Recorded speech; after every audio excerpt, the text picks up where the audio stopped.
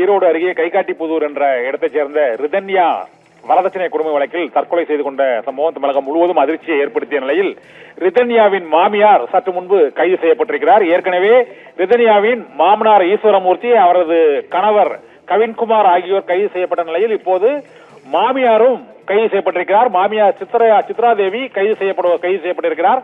இந்த சம்பவத்தில் ரிதன்யா தற்கொலை செய்வதற்கு அவர்கள் மன ரீதியாகவும் உடல் ரீதியாகவும் அவர்கள் துன்புறுத்தலில் ஈடுபட்டதாக ரிதன்யா வெளியிட்ட அந்த ஆடியோ பேச்சு பதிவு தமிழகம் முழுவதும் துயரத்தையும் சோகத்தையும் அதிர்ச்சியையும் ஏற்படுத்தியது.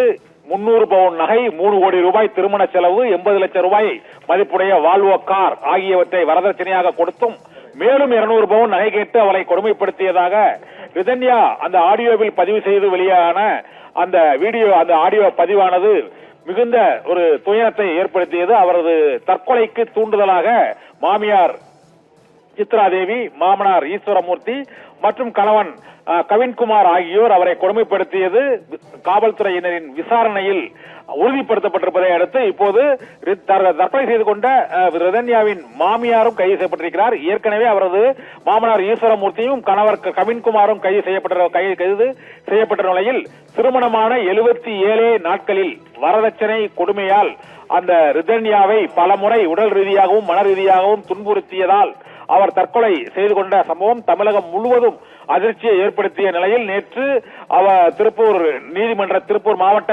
நீதிமன்றத்தில் ஈஸ்வரமூர்த்தி மற்றும் கவின்குமாரின் ஜாமீன் வழங்கக்கூடாது, அவர்களை காவலில் எடுத்து விசாரிக்க வேண்டும் என்று ரிதன்யாவின் பெற்றோர் தரப்பில் வலியுறுத்திய நிலையில் இன்று ரிதன்யாவின் மாமியாரும் கைது செய்யப்பட்டிருக்கிறார். தமிழகத்தில் வரதட்சணை கொடுமையில் தற்கொலை செய்து கொண்ட சம்பவங்களில் இந்த ரிதன்யாவின் மரணமானது தமிழகம் முழுவதும் ஒரு அதிர்ச்சியையும் சோகத்தையும் ஏற்படுத்தி இருக்கிறது.